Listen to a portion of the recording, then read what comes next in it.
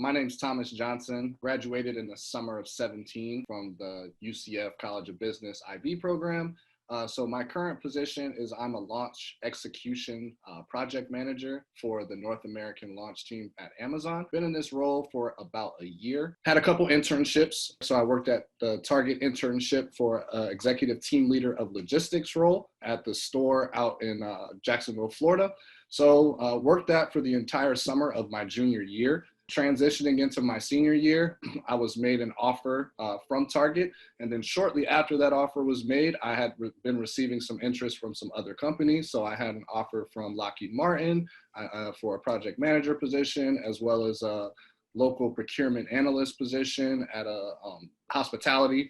And then also I got an offer from Amazon for an area manager role. So what the kind of area manager role encompassed was basically being a floor leader within their fulfillment centers, specifically the one at the Tampa location at TPA1. Was there for about a year and a half before getting promoted to a flow manager.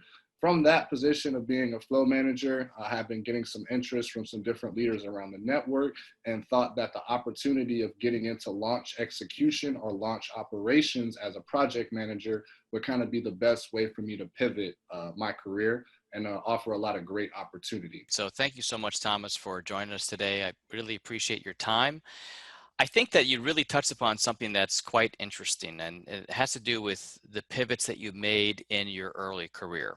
I think oftentimes our students are so fixated on finding the one job, one career once they graduate, thinking that they will be in that company for 10, 20, 30 years. But it sounded like, you kind of had a different path, and we're hearing more and more of this where, there are a lot more pivots in someone's career. Did you ever imagine that you would be doing exactly what you're doing today 5 years ago?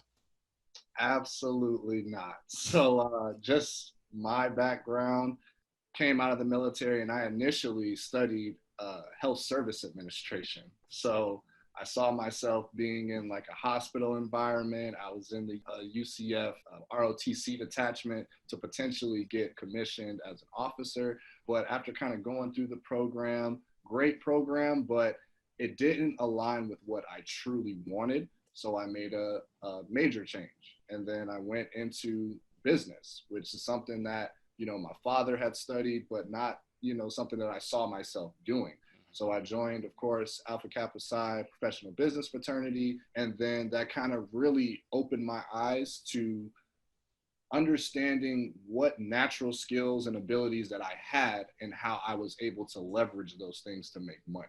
Total compensation in regards to base salary compared to stock plans and how that gets incorporated into your total comp.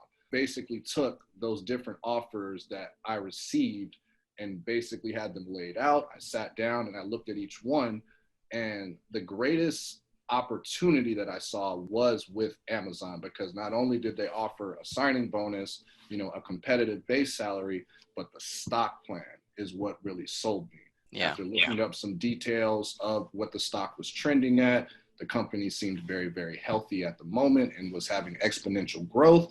And then looking over the next 5 years, after looking into their, 10K plan, I saw a lot of opportunity for me to grow within that organization just from the different initiatives that they were involved in, even though it was a lower base salary than I had been offered from other companies. Ended up paying off, as we see now. But just pivoting my career and just looking, even though I started out in, health service administration, I transitioned, I worked in corporate purchasing for about, 6 months. And then I moved over to operations now, and now I'm in project management. Always assume positive intent. That is one of our core tenets that we work on as Amazonians, that you don't know what happened if you weren't there.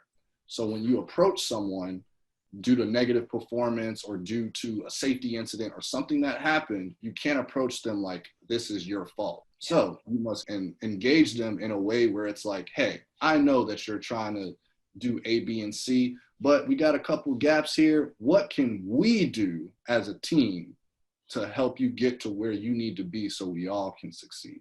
I'm eager to share this particular interview session with all of our students. So this interview lasted for 30 minutes with Thomas, and it was just so difficult for me just to cut down 5 minutes. So I will be posting part 2 next Friday. Check it out.